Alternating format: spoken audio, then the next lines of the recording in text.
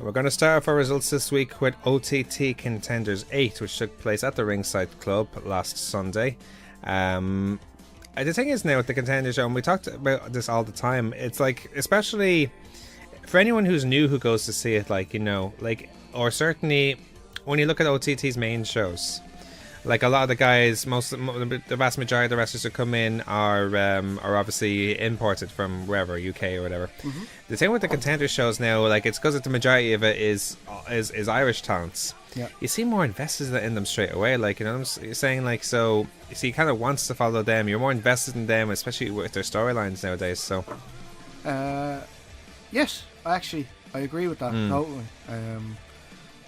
It's been giving you, like, if you're sort of like, unless you're a hardcore, you know, go to watch every show sort of fan, yeah, you wouldn't really know many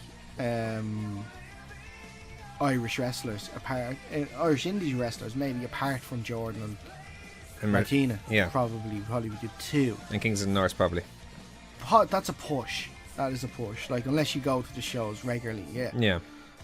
So this is a great, and it's just giving you an idea at the next batch that's going to come through. Yeah, so we're in good hands for sure. We are in fantastic hands.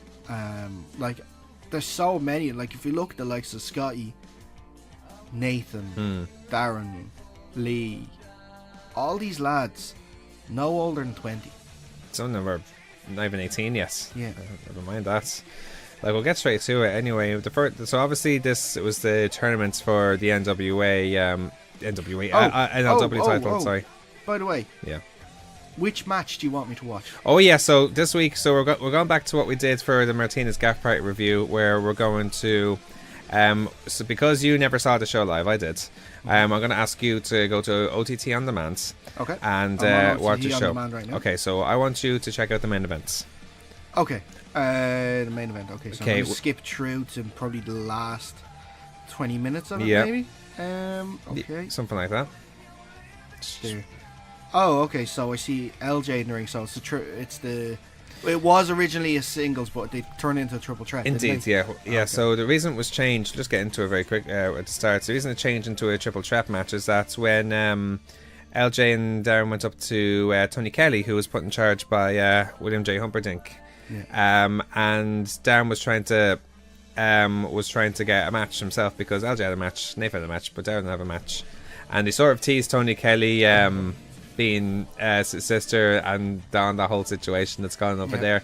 And in response, Darren put Darren in the match between LJ and El Dorado then, so making a triple threat for the title. So it looks like a handicap match, really, doesn't it? You'd think so, but when you watch it, you probably it won't turn into a handicap match. Okay. I'll skip through. Okay, so Butch is just introducing there now. So Grant. I don't have any sound for this, so I won't miss anything if I don't have any sound, will I? I don't. Just one. Look for lip syncs of Darren Carney saying "deadly." Oh, okay. Deadly. Okay. Anyway, so as you said, so this was the start of the tournament for the NLW title. So they had 4 quarterfinal matches. The first one was Michael May versus Doug Williams. Now this was obviously their second meeting. They had a match. I don't know if it was the last Contenders, but it was inside the last 2 shows. Fantastic match, slick and some very slick and smooth chain wrestling from the start. I love El Ligero's ring gear, all like the Mario stuff and everything. It's brilliant. Yeah, it's class, isn't it? Oh! What's going on now? They locked up and LJ is like, bounce on his back, pop up. Bounce, pop, bounce, pop. It's like blah, blah, blah. And applause from Darren. Yeah, that's cool. Yeah. Darren wants to go. Okay. Look, putting his hand out. He wants to go. El Ligero looks a little confused, I'm going to be honest with you. Anyway, while you acknowledge that in this match between May and Williams, May had almost an answer to almost all the counters. That's how good he's getting. Like like every time he's in an arm lock, he found some sort of escape for it. Like so. I did, yeah. Blah blah blah blah blah. Blah. But Doug Williams was actually very funny in this match. Like some of the exchanges, like he would like especially when they're exchanging the arm locks, I was like, oh, I give a shot. Oh, okay, that hurt. Like stuff like that. So very good technique from obviously Doug Williams. Yeah, this was the only match that I haven't seen the main event. I did see the rest of Contenders. Yeah. And yeah, just those two, just going through hold for hold. It's that bow and arrow lock from Doug. Oh man, just some of this, some of the work that these guys put in, it's like unbelievable. In the end, it was after a number of quick roll-ups, May got the pin for the win. It was actually very similar to what's going on. Oh, Dirty LJ. Dirty LJ. Dirty LJ, trying to roll up Darren. Yeah. What? No, it wasn't. It wasn't El Ligero. It was LJ. No. What was ironic about May and Williams' match? Remember the match between May and Scotty Davis at Fight Factory? Very similar way of how of how it was won. Yeah. Like roll up, tighter roll up, win. So, and then May advanced to the semi-finals. The next semi-final, or quarter-final I should say, was between Terry Thatcher, who seemed to be the crowd favourite going into the whole thing, was against Eddie Stone from the Mongrels. Now, Russell Dempster and Gavin Fitz came out in the match. What's going on? They both tried to fly into El Ligero. He just turns to the side. Oh, yeah. Did Trent 7 there. So simple. Dempster and Fitz were bars from ringside before the match even started. They actually did nothing, but Foxy just they were surrounding the ring like Shield style. And then Foxy just said, no, not having this. 2 years gone. It's between these two. And the match started almost straight away. Like Terry almost won the match actually at that was a class super kick. Super kick, yeah. And he was very aggressive. Like you can tell, like he wanted to get the quarterfinal out of the way. And so it was smart the way he was trying to do it, or the way he was being booked. But then, and even when Stone took control, he showed awesome resilience. Like he can take a beating. Yeah. He's tough. He's tough as nails. Well, we saw that from the Jonah Rock match. Especially, yeah. But he can take a massive beating. In the end, though, it was Terry who won by pinfall after his brace yourself neck breaker, we'll call it. But then Dempster and Fitz attacked Terry after the match. Then so. The third match was Chris Ridgway, who earned his spot in the tournament by defeating El Fantasmo at Martinez Garth Party just gone. Took on Scotty Davis, who's probably, in terms of wrestling, the favourite going to this, going to the tournament in my eyes. Anyway, like when you think of the momentum of all, like in terms of all the Irish wrestlers going into it, he's one of the top seeds. You could argue. Yeah, that makes sense. This was a terrific match because both of them have grappling backgrounds.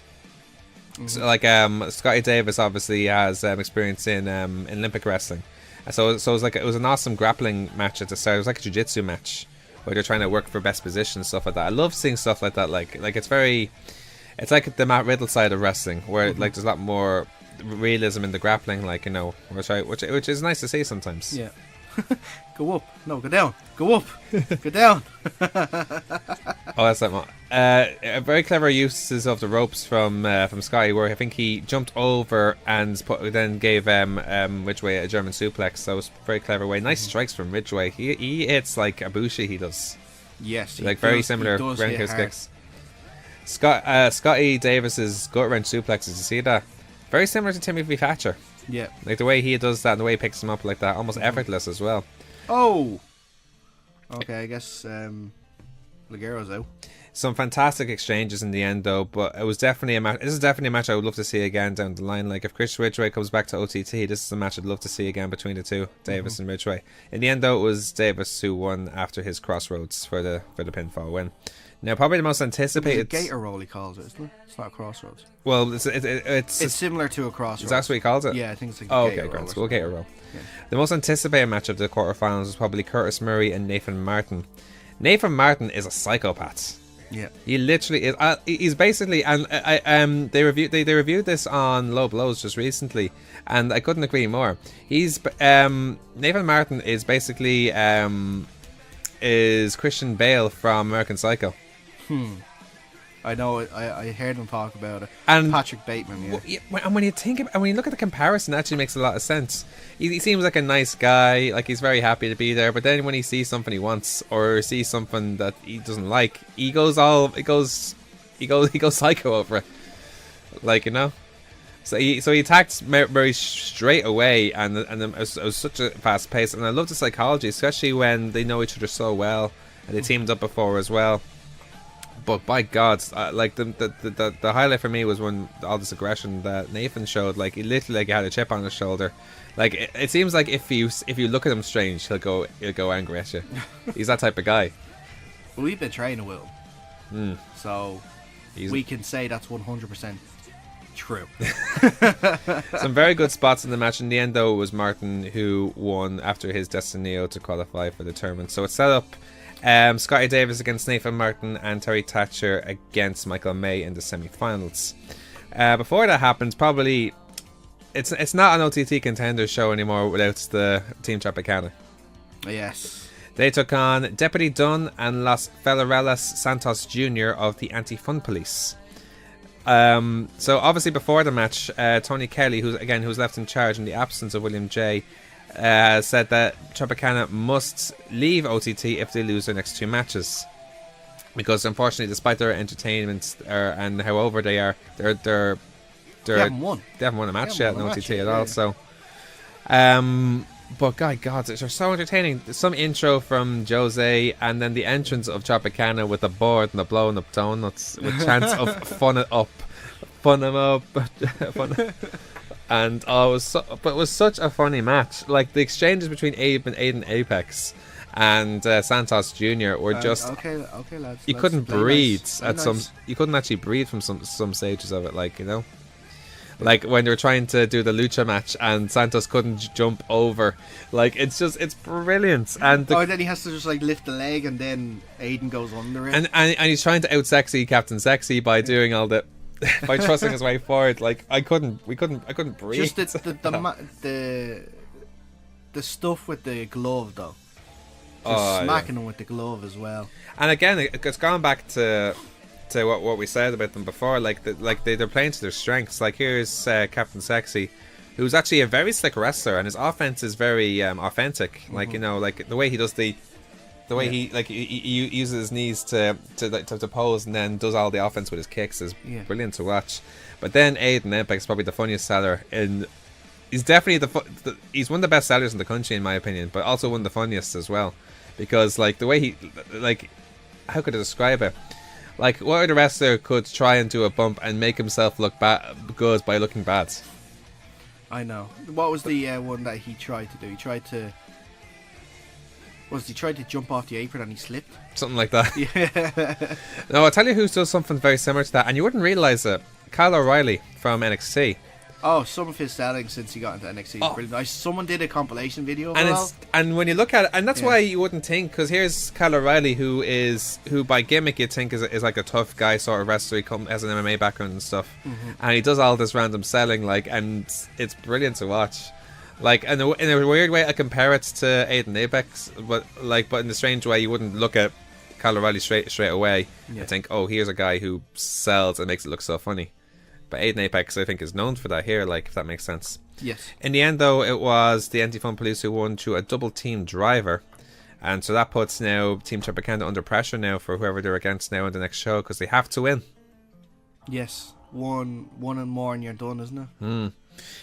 So and in typical Tropicana style, then here's Josie trying to make them feel better, and they went out singing the YMCA. Yeah. And fair play to Captain Sexy. Actually, he can hold the tune. Oh. Where are you going? What's going on? Oh, Jesus Christ! What happens?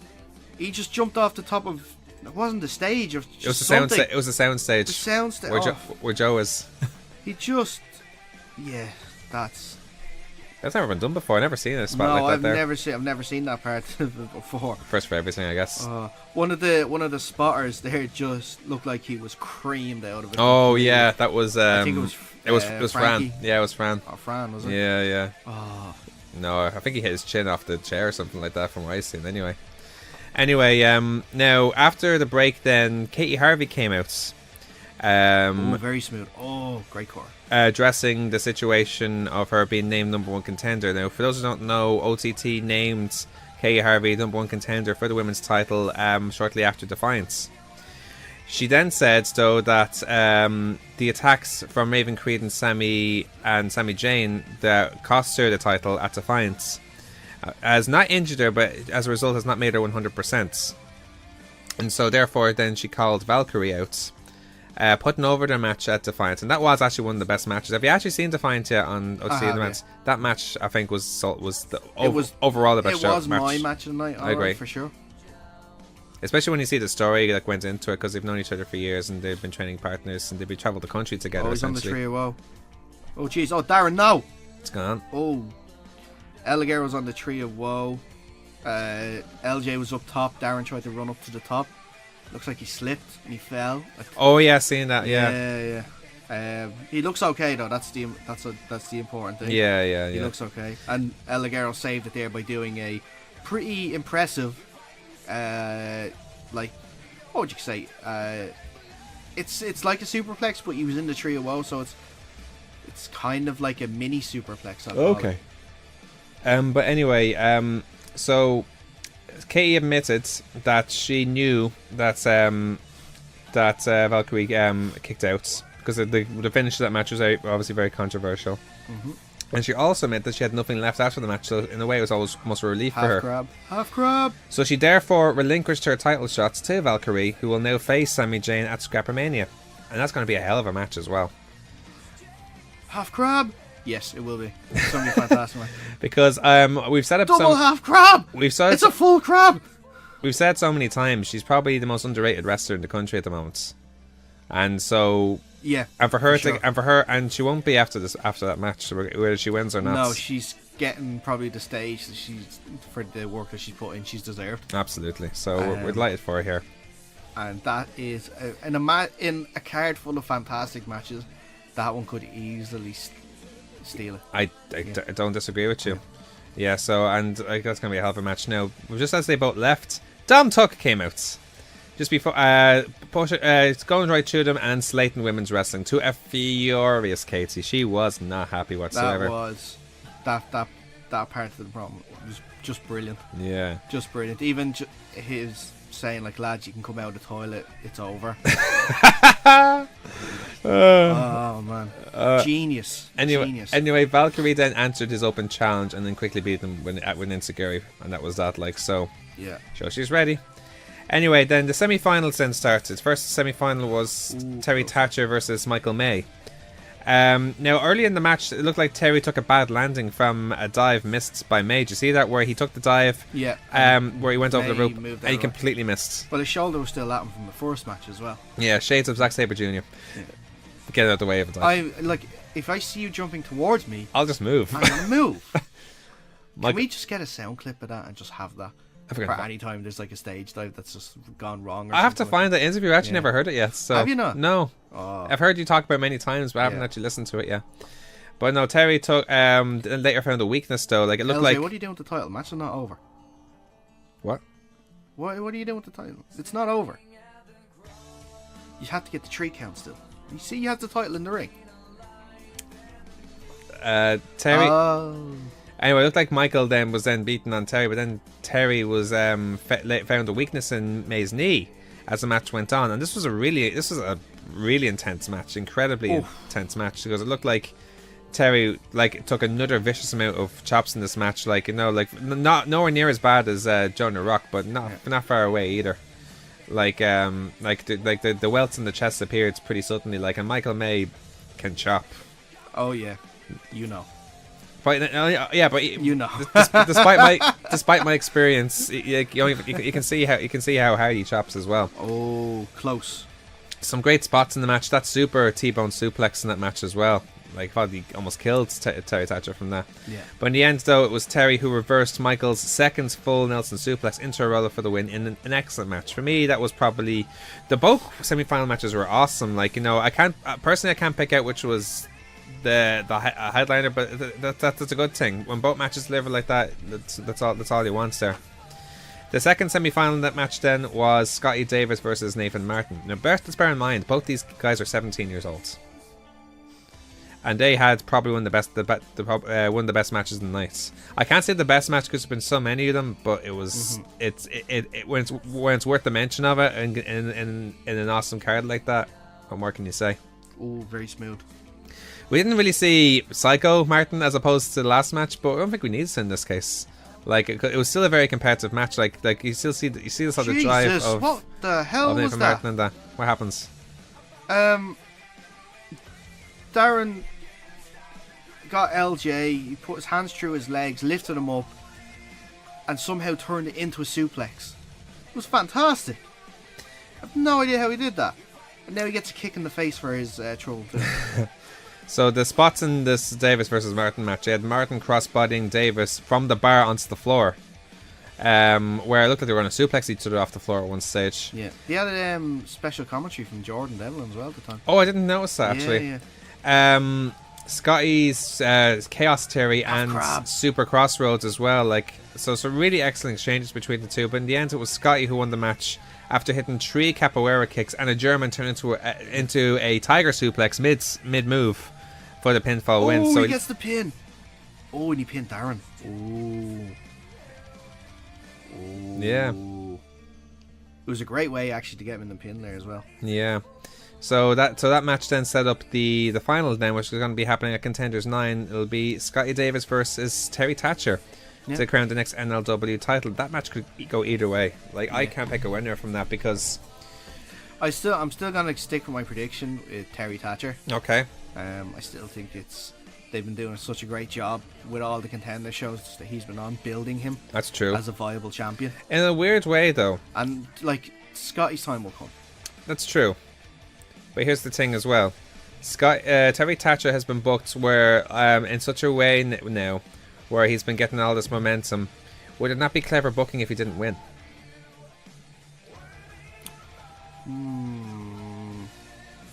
I don't know. I think they can go either way with it. Yeah. Preferably. Either of them would be class champions. Yeah, exactly.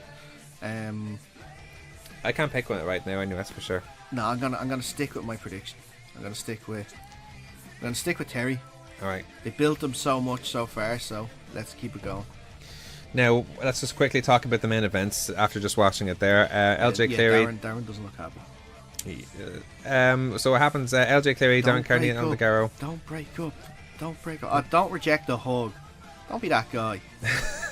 Don't be that guy. Take the hug. Waiting for the hug. Just go for the hug. Waiting for the hug. Go for the hug. I know you're upset, but it's a triple threat. This is what happens. Yeah. Friends fight friends sometimes. There we go. There we go. Not the best hug in the world, but it'll do. They'll get over it. Yeah, They'll get over it. They'll get over it. So it was a triple threat match. It was originally a one-on-one match between LJ and Aldegaro for the OTT Gender Neutral title. And as we mentioned, Darren was brought in the original match because of the. Aldegaro stands up and LJ is just like, no, I'm leaving. I'm not dealing with this guy anymore. Go ahead, sorry. So obviously the spots in that match included Darren and LJ putting together deadly arm escapes at the match where they're doing bleh, bleh, bleh. And as you've probably seen as well, what started as banter between LJ and Darren eventually turned into fighting between the two. Yeah. Like, especially when they're trying to break up each other's pins. And here's LJ going to be like, oh, that had nothing to do with me. Like he pretends like it didn't happen, like so. Actually, this is just I'm after seeing a part here, right? That has just remind me of one thing that I had to mention. All right. Aldagaro's leaving the ring and he's obviously selling the legs. He was in a half crab and stuff, so that's gonna hurt. I have to make an honourable mention to Michael May's selling as well of his leg. At some points there was when he was basically dragging around. He was trying to go around the ring. And he was basically his arms were dragging him around because his leg was so bad, and I just thought that was fantastic selling, like making you believe that the leg was that badly hurt that it was basically like a limp. That's very underrated. Like that's very underrated selling when you think about it. Like in terms, it wasn't obvious, but I just noticed it. That's the thing. It's little things like that, like you know. So, You know, obviously significant spots as you've seen there, like the diving, like El Ligero's diving off the soundstage onto LJ and Darren and poor Fran. Darren getting the double half crab on both LJ and El Ligero, and LJ accidentally hitting Darren with the title belts. Yeah. But in the end, it was LJ who pinned Darren after rolling him up during Darren's half crab on El Ligero, and they eventually made up there after the match there as well. Yeah. So that was that. Like, so it's leading on to Contenders 9, and by God, there's some fantastic matches in that coming up, isn't there? Yes. I think what was the one match that was announced that I can't wait for? It was Ospreay and Curtis Axel against Darren and Nathan. Curtis Murray. And, Curtis Murray. Why did I say Curtis Axel? See, sorry, I was watching. You're as bad as me. You're as bad as me. We're getting names mixed up. I was watching Ride Along during the week, and it Oh, was an episode okay. with the Miztourage. But no, Curtis Murray and Will Ospreay against Nathan Martin and Darren Carney. So much. And it goes back to, because this was ages ago. Will Ospreay, when WrestlePops happened, he promised that Curtis Murray a match because he got injured in that WrestlePops match, which Ospreay was involved in, and so it's a nice touch to go back in there, like, so. And it's, again, so many good matches as well. Obviously, there's the NLW title match. There's the reunion of Jordan Devlin and Sean Guinness. The Hangover. Indeed. The big hangover, wasn't it? Indeed, it's to take on, who are they taking on again? It's Shane Strickland and Keith Lee. Oh, wow. Yeah. Did you hear the story behind that, did you? No, go, what is it? This, why they're called the Big Hangover. I'd love to hear this now. It's in the store. It's in the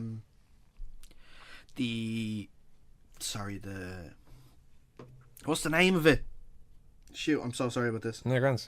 The podcast, the OTT podcast. Right. Sorry. The episode with Darren, with Jordan, I should say, and Jordan Martina. And Martina. Right. And he says when he went over to Japan to train, he was there with Sean Guinness, and they would be the last people out of the pub when they were there, and they'd be the first ones in the dojo ready to train the next morning. So they were so surprised that they could handle their drink and be there that they called them the Big Hangovers. Yeah. It's a nice touch, actually. Great name. I think it's a great name, yeah. It's a great name. So we obviously look forward to that show now. And again, kudos again to OTT for another great contender show. And as I said, like it brings so much interest as well, because it's literally the best of the best in the country at the moment. Yeah. Or certainly the best up and comers at the moment. And by God, they're delivering month in, month out. So yeah, awesome stuff. Anyway, that's OTT Contenders. Have you got your ticket for the next Contenders already? Yes, I do. Oh, do you? Oh, same. We'll go together. Yay. Fun.